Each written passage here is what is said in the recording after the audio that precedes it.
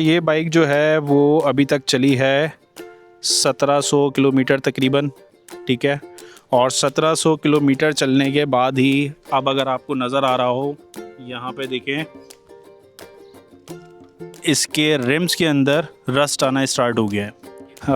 GS के user जो है वो CG150 चलाने गए हैं, देखते हैं इनका एक्सपीरियंस कैसा रहता है।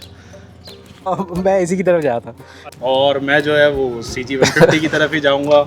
GS 150 को भी मैं कंसिडर करूँ तो उसका एक एंगल है, एक अप्रोच है सोचने की, वो ये कि इट हैज़ अ लेगेसी। अस्सलाम वालेकुम दोस्तों, तो हमारी कोशिश हमेशा यही रहती है कि आप लोगों को किसी ना किसी तरीके से जो है वो इन्फॉर्मेशन प्रोवाइड की जाए।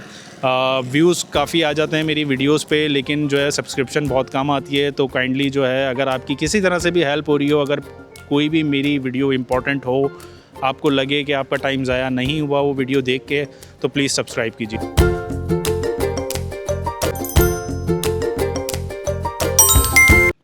अस्सलाम वालेकुम दोस्तों, तो आज हम हैं कराची के एक एरिया गुलशन मेमार में, जहां हमारे एक भाई हैं जिन्होंने GS 150 ली थी। उनका जो यूज़र एक्सपीरियंस है इंशाल्लाह वो आपके साथ शेयर करेंगे। इसके अलावा जो CG 150 मेरी कितनी रन हो चुकी है और अभी उसकी क्या कंडीशन है वो भी साथ साथ आपको दिखाएंगे। तो बेसिकली वीडियो बनाने का मकसद ये है कि लोग बहुत ज़्यादा कंफ्यूज हैं कि GS 150 की तरफ जाएँ या CG 150 की तरफ जाएँ।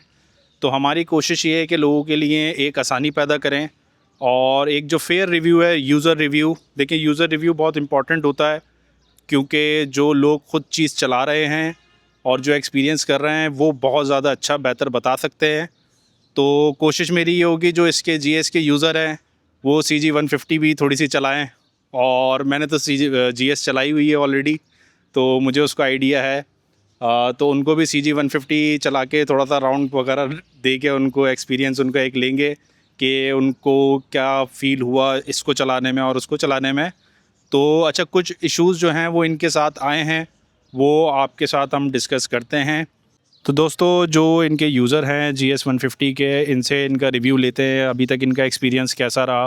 अस्सलाम वालेकुम ब्रदर, अपना नाम बता दीजिएगा और अभी तक आपका GS का एक्सपीरियंस किस तरह रहा, आपने क्या फ़ील किया, कौन सी बाइक से आप इस पे शिफ्ट हुए, वो तमाम चीज़ें ज़रा बता दीजिएगा प्लीज़। वालेकुम अस्सलाम, मेरा नाम अली हसन है। और इससे पहले मैं जो यूज़ कर रहा था डेली कम्यूट के लिए वो 70 थी, चाइनीज़ वेरिएंट। और उसके बाद मैं इस पे शिफ्ट हुआ हूँ। सो फार एक्सपीरियंस इसका सही है। और एक चीज़ जो मैंने 150 के बारे में सबसे ही सुनी थी, हर कोई बोलता था कि यार इसके सस्पेंशंस बहुत अच्छे हैं और बिल्कुल पता नहीं चलता राइड क्वालिटी का। तो वो चीज़ जितना मेरे ख्याल से बहुत ज़्यादा हाइप है वो मुझे नहीं लगी। अब इसके अंदर मैं एडवांटेज अपनी बाइक को देना चाहूँगा जो मेरे पास 70 है। शायद उसके अंदर सस्पेंशन बेहतर लगे मैं, या उसके सस्पेंशन मेंटेन है, तो इस वजह से मुझे नहीं लग रहा। और लोग यूजुअली 70 को बिल्कुल रगड़ा के तौर पे इस्तेमाल कर रहे होते हैं, उसके लिए वो ख्याल नहीं रख रहे होते, शायद इस वजह से उनको इतना महसूस होता हो। लेकिन मुझे मेरा ख़्याल है कि अगर आप 70 भी से मेंटेन करें तो इसका सस्पेंशन और उसके सस्पेंशन में कोई बहुत ज़्यादा फ़र्क नहीं है। हाँ, बेहतर है। एक चीज़ जो मुझे इसके अंदर लगी कि ये बेहतर है, जो वो है इसकी पावर। इसमें पावर वाकई है। 70 एक पॉइंट पे जाके बिल्कुल उसकी लिमिट आ जाती है, लेकिन ये इसमें पावर बिल्कुल है। तो एक ये डिफरेंस मुझे इसके अंदर महसूस हुआ। सस्पेंशन वाली बात जो लोग करते हैं, मेरे ख्याल से वो ओवर हाइप्ड है। अच्छा, शहर के अंदर मनोवरिंग में, यानी जब ट्रैफिक के अंदर आप निकालते हैं बाइक, रश के अंदर चलाते हैं, उसमें जो 70 आप चला रहे थे और जब आप 150 पे आपने अपने आप को अपग्रेड किया, तो उसमें कितना डिफरेंस है? आपको शहर में ट्रैफिक के अंदर ज़्यादा मुश्किल तो नहीं होती है चलाने में? नहीं, इसमें कोई मसला नहीं है। मनूवरिंग इसकी बिल्कुल वैसे ही आसान है जैसे कोई छोटी बाइक की हो या 70 की हो। हाँ, इसके जो स्टीयरिंग है या इसका जो मुड़ने का वो है वो 70 के मुकाबले में कुछ कम है, उतनी ज़्यादा नहीं है। लेकिन बाकी मनूवरिंग डेली ट्रैफिक के अंदर सही है। हाँ, अगर आप को बहुत ज़्यादा इस तरह से राइडिंग करने के आदी हैं कि आपने बहुत कट्स करने हैं या रेकलेस राइडिंग करनी है, तो उसके लिए ये आपको थोड़ा सा शुरू में मुश्किल करेगी। ओवर द टाइम आप आदी हो जाएंगे तो आपको पता चल जाए कि किस तरह से करना है। लेकिन वो चीज़ गलत है तो उसको नहीं प्रमोट किया जाए। अच्छा ये बताएं, ये जो अभी आपका एक रस्ट का इशू आया है, ठीक है, मैंने इसमें कैप्चर भी किया है, तो इनिशियली अभी 1 महीना बाइक को लिए हुआ है और ये चीज़ आपको फेस करने को मिली, इसके अलावा कोई इशू आपको मिला? और इसके अलावा जब आप डीलर के पास ये क्लेम करने गए तो क्या उन्होंने आपको फैसिलिटेट किया उसी तरह? हाँ, ये इशू हाईलाइट इस तरह से हुआ कि एक दफ़ा अमेजन रोड पे ही ये पंचर हो गई। तो जब मैंने टायर खुलवाया इसका तो उसमें रिम साइड पे पंचर थे और 3 के करीब उसके अंदर पंचर थे। तो चेक किया रिम, तो रिम में जहाँ जॉइंट था वो जॉइंट जो है वो सही से बफ़ नहीं हुआ था जिस तरह से उसको होना चाहिए वेल्ड के बाद। तो ये वो जो आए थे वो इसकी वजह से आए थे। तो एक इनिशियली मैंने उसको वो क्लेम किया था। उसके बाद मैंने जब पीछे वाला रिम चेक किया तो पीछे वाले रिम के अंदर भी मुझे ये रस्ट नज़र आना शुरू हो गया। खैर मैं गया डीलर के पास, डीलर को दिखाया, उन्होंने 1 दिन का टाइम लिया कि ये क्लेम जो है हम फैक्ट्री भेजेंगे और उसके बाद उनकी तरफ से रिस्पांस आया कि आके आप चेंज करवा लें। मतलब आपका क्लेम एक्सेप्ट हो गया। अब इशू मुझे जो आ रहा है वो ये है कि इनके पास स्टॉक में नहीं है वो रैम, तो इस वजह से अब तक वो चेंज नहीं हुआ है। लेकिन वो कांटेक्ट में और पॉजिटिव रिस्पांस है अब तक तो कि जी आप जैसे ही वो स्टॉक में आएगा वैसे ही आप चेंज करवा लिएगा। चले, बहुत अच्छी चीज़ है, ये तो आपने बताया बहुत अच्छी चीज़ है अगर कंपनी जो है वो इसको फ़ौरन क्लेम भी कर रही है। लेकिन मेरा जो एक बेसिक आइडिया था वो ये कि यार इतनी जल्दी जो है वो बाइक में इशू कोई नहीं आने चाहिए थे, बट क्या कह सकते हैं, पाकिस्तान है, चीज़ें हैं, हाँ। चॉइसेस हमारे पास लिमिटेड है। और 150 में अगर हमें फैमिली वेरिएंट चाहिए तो एक हमारे पास ये ऑप्शन है और दूसरा हमारे पास सामने CG 150 है, उसका ऑप्शन है। तो लोग भी जो है वो इन्हीं 2 बाइक्स में कंफ्यूज है। अब आपने करना ये है, हम आपको देंगे CG 150, और क्योंकि आपने GS भी चलाई है तो थोड़ी आप CG 150 चलाएं और थोड़ा सा एक्सपीरियंस बताएं कि आपको जो है वो दोनों बाइकों में क्या थोड़ा बहुत अगर डिफरेंस फील हो रहा है तो क्या फ़ील हो रहा है और कौन सी आपको जो है वो ज़्यादा बेटर लगे, तो ताकि हमारे यूज़र्स के लिए जो है, जो हमारे व्यूवर्स हैं, उनके लिए एक आसानी हो, उनको डिसीजन मेकिंग में हेल्प मिले। बिल्कुल बिल्कुल। ठीक है, चलो भाई, पहला रिव्यू इनका आ गया है कि ये कह रहे हैं कि उससे भारी लग रही है बाइक। चलें, भारी का वैसे कोई मतलब इतनी अच्छी चीज़ नहीं है कि अगर कोई भारी लग रही है तो इसका मकसद है कि बहुत ही कोई अच्छी हो। चलाने में आप बताएं कैसा एक्सपीरियंस है? ओवरऑल जो फर्स्ट एक इम्प्रेशन है वो इसका उससे कुछ बेहतर लग रहा है। मतलब एक रिफाइंड। इसमें एसेसरीज हाँ। वगैरह, ये तो एसेसरीज यार ऊपर से लगवाई हैं, ये आप लगाएंगे तो उसमें भी इसी तरह से नज़र आएंगे। नहीं नहीं, मैं ये इग्नोर कर रहा हूँ, मैं इसी सामने की वो कर रहा हूँ। तो एक हाँ एक चीज़ वगैरह अगर आप बेहतर लग रही है उससे। खैर राइड करके देखते हैं। तो चले भाई, हमारे GS के यूज़र जो है वो CG 150 चलाने गए हैं, देखते हैं इनका एक्सपीरियंस कैसा रहता है।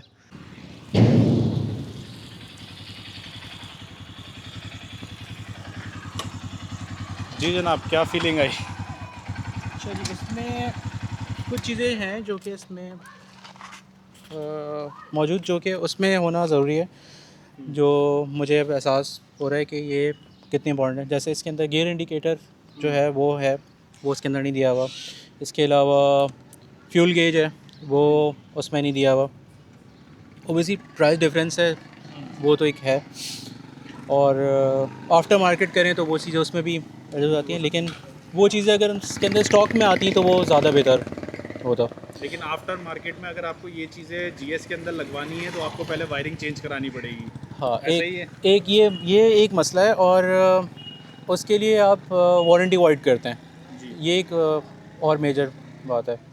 इवन ये कि अच्छा इसके अंदर ये इसकी हेडलाइट स्टॉक्स हैं, स्टॉक है हेडलाइट? स्टॉक हेडलाइट, उसकी जो स्टॉक हेडलाइट है वो बिल्कुल अच्छी नहीं है, उसका प्रोजेक्शन अच्छा नहीं है।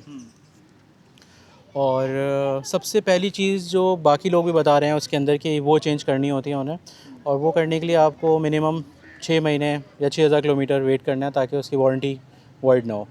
तो एक ये मसला है उसके अंदर। अच्छा, पोस्टर में क्या फील हुआ आपको? बैठने में, पोस्टर में क्या फील हुआ?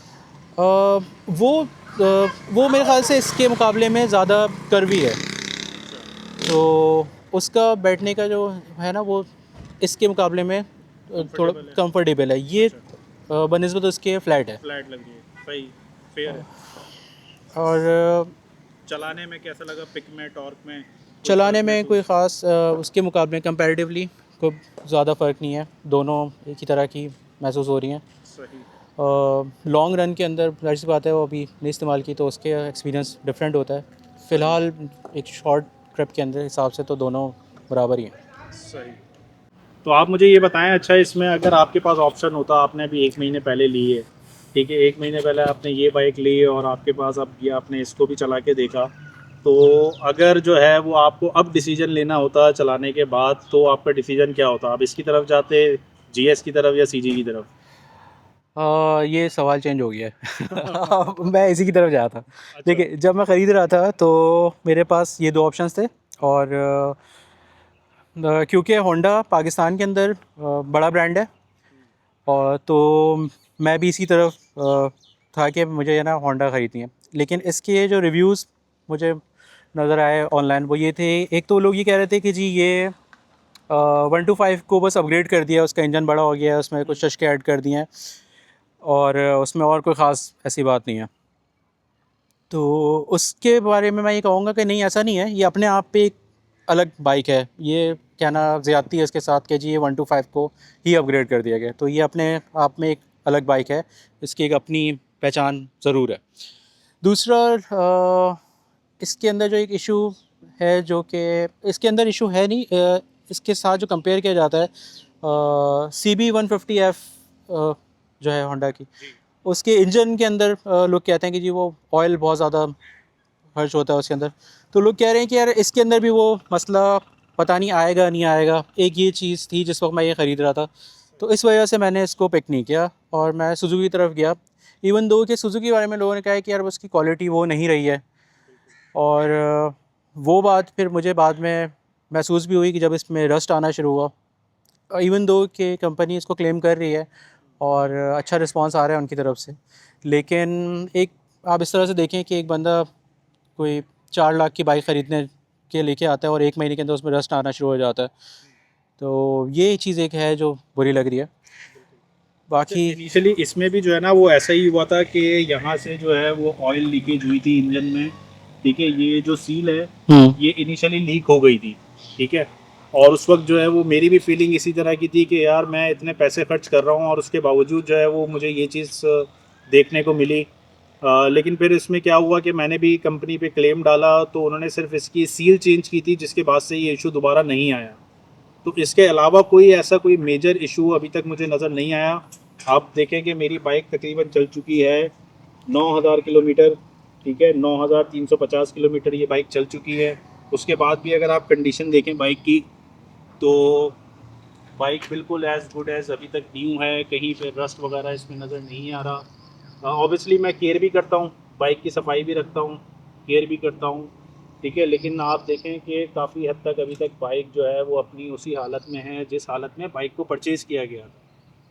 तो ये चीज़ एक अच्छी है जो मेरा ख्याल है यूज़र के लिए है। अब दोनों चीज़ें सामने हैं तो काफ़ी आइडिया हो गया होगा उनको कि क्या करना है, किस तरफ जाना है। तो वैसे तो काफ़ी क्लोज कॉल है कि एक 60,000 का डिफरेंस है, लेकिन जिस तरह भी आपने बताया कि बाइक पंचर भी आपकी हुई और पंचर में जो है वो बड़ा मुश्किल होता है इसको पंचर के लिए फिर वो घसीट के पंचर की दुकान तक लेके जाना, तो आप इसमें ट्यूबलेस नहीं करा सकते। फिर हाँ, अगर आप जो है वो अलॉय रिम की तरफ जाते हैं वो एक एक्स्ट्रा खर्चा है। बिल्कुल। तो जब वो आप उसकी तरफ जाते हैं तो फिर कॉस्टिंग जो है वो आपकी इसकी और इसकी कॉस्टिंग जो है वो तकरीबन सेम हो जाती है। मेरे ख़्याल से उससे और ऊपर चली जाती है। बिल्कुल। मेरे ख़्याल से ये हमारी मार्केट का इशू है। यहाँ पे चीज़ें उस तरह से नहीं आती जिस तरह से होनी चाहिए। ये जो आपके साथ सील वाला इशू आया है, ये भी नहीं होना चाहिए था नहीं होना चाहिए। और जो उसके अंदर इशू आया हुआ है वो भी नहीं होना चाहिए।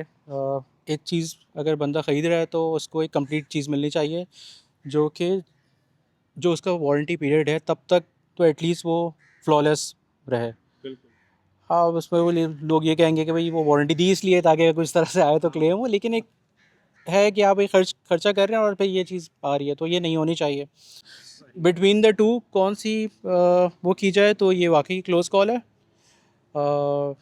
दोनों बाइक्स की अपनी अपनी एक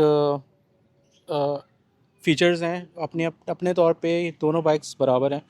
ये नहीं कह सकते कि ये ख़रीदनी चाहे वो ख़रीदी जाए, क्योंकि अगर जो चीज़ें इसके अंदर एक्स्ट्रा हैं वो उसके अंदर करवा लें वारंटी वॉइड करके, तो दोनों एक बराबर जाए, क्योंकि ये एप्पल टू एप्पल कंपैरिजन है नहीं। तो जितना डिफरेंस प्राइस डिफरेंस है उसके साथ उसमें जो चीज़ें मिल रही हैं वो उसके लिए बेहतर है, जो चीज़ें इसमें मिल रही हैं वो बेहतर है। दोनों कंपनीज बेसिक्स जो हैं उनका ख्याल करें, जो बेसिक चीज़ें जो चीज़ वो बेच रहे हैं वो चीज़ पूरी पूरी हो, ये जो मसले आते हैं यूज़र एंड पे वो ना हो तो अच्छी बात है। तो स्टिल आप जीएस की तरफ ही जाएंगे और मैं जो है वो CG 150 की तरफ ही जाऊंगा। ये हमारे मारिज भाई हैं और इनको भी काफ़ी एक्सपीरियंस है, बहुत अच्छी माशाल्लाह इनकी बाइक्स के हवाले से नॉलेज है। तो मारिज भाई आपने भी दोनों बाइक्स देखी हैं और आप तो मेरे साथ टूर पे भी रहते हैं, तो वो भी आपने देखा है कि मैं हाईवे पे किस तरह चला रहा होता हूँ और बाइक की परफॉर्मेंस भी आपने देखी है। दूसरा आपने जो CG 150 अभी सपाट बीच पे हमारे पास आई हुई GS 150 जो सपाट बीच पे थी, उनके साथ जो इश्यूज़ आए वो तमाम चीज़ें भी आपने देखी। तो इन शॉर्ट में आप बता दें कि अगर आपको बाइक लेनी होती तो आप किस तरफ जाते, GS की तरफ CG की तरफ? ओके बहुत अच्छा सवाल है। मैं अपने एंगल से बात कर लेता हूँ।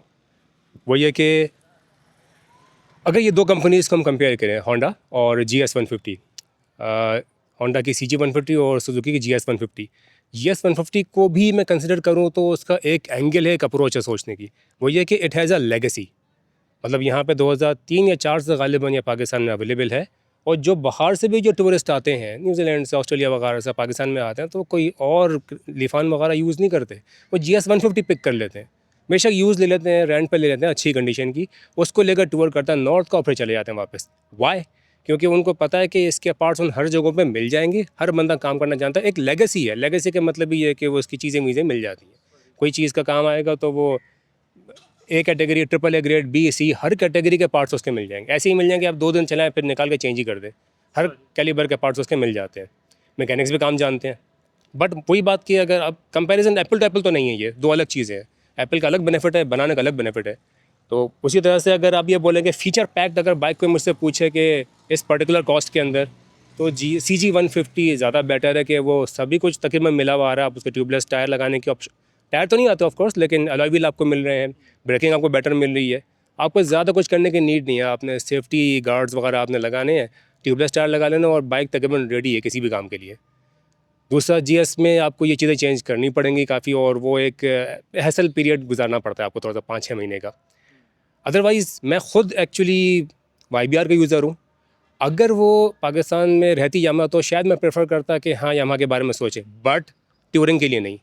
वो एक कैटेगरी डिफरेंट है। 125 cc सिर्फ स्ट्रीट के लिए, टूरिंग के लिए मैं उसको फिर भी बोलूँगा कि ना लें, 150 कैटेगरी बेहतर है। तो आप जाएंगे CG 150 की तरफ? मैं अगर मुझे 150 के अंदर कुछ पिक करना हो तो शायद मैं CG 150 के बारे में सोचूं, क्योंकि मैंने इसकी परफॉर्मेंस भी देखी है। बट वही बात है, एक चीज़ है कि शॉर्ट कमिंग्स जिसका मैं आइडिया नहीं है। जैसे इसमें जो इंजन है वो CB 150 का है। मैंने CB 150 अपने ही कुछ लोगों की, एक दोस्त हमारे साथ होता अवैस, वो जिस तरह से चला रहे हैं उनकी बाइक में कोई मसला नहीं आया। और हम GR CG, मेरी YBR में स्लिप स्ट्रीमिंग करते हुए भी जाता हूँ मैं, साथ में GS 150 वाले भी लोग हैं जो 120 तक भी टॉप स्पीड हिट कर रहे होते हैं। अवैस की बाइक उनमें सबसे फास्टेस्ट रहती है अप टू 150 कैटेगरी। हालांकि CB के बारे में लोग बोलते हैं कि अंडर पावर्ड है, वो अपने वेट के हिसाब से पावर नहीं है और मसले लीकेज के आते हैं। ऐसा हमने उस बाइक में कुछ भी नहीं देखा। हालांकि मार्केट में ये चीज़ें भरी पड़ी हैं। एक और चीज़ मैं ये समझता हूँ कि यूज़र के ऊपर भी वो किस तरह से हैंडल करता है, किस तरह से मेंटेन करता है। हम टूर्स पे गए कई दफ़ा, GS 150 क्लच प्लेट ख़राब हुई है, क्यों? क्या वो मैन्युफैक्चरिंग ख़राब थी बाइक्स की? नहीं, ये यूज़र के ऊपर भी डिपेंड करता है वो उसने किस तरह से चलाई है। आप हाफ क्लच दबा के चलाएंगे, क्लच प्लेट आप ख़राब कर देंगे 1 घंटे तक इस तरह से चलाते रहेंगे। तो YBR के बारे में बोलते हैं लॉन्जेविटी ज़्यादा होती है, क्योंकि अंडर पावर्ड है, उसकी भी क्लच प्लेट लोग फारिग कर देते हैं। ये लोगों के यूज़र के ऊपर डिपेंड करता है। लोग अक्सर वायरिंग, अपने चेन स्प्रॉकेट डैमेज कर देते हैं हफ्ते में 3-3 दफ़ा बाइक धो के। प्रेशर वॉशर धोएंगे, ओरिंग्स में से जो ग्रीस है वो ख़त्म हो जाएगी, तो वो उसकी लाइफ ख़त्म हो जाती है चेन की। फिर इस तरह की बहुत सी गलतियाँ लोग करते हैं जिसका नहीं पता होता, जिसकी वजह से भुगतते हैं। फिर जो मैं समझता हूँ 50% मैन्युफैक्चरिंग का एरिया भी है, जो कि हमारी मेटलर्जी वगैरह के मामला आते हैं। 50% यूज़र पे भी आती है कि उसने कैसे मेंटेन किया हुआ है। चले, बहुत शुक्रिया मारिज, आपने अपना रिव्यू दिया, एक एक्सपीरियंस शेयर किया। Thank you very much.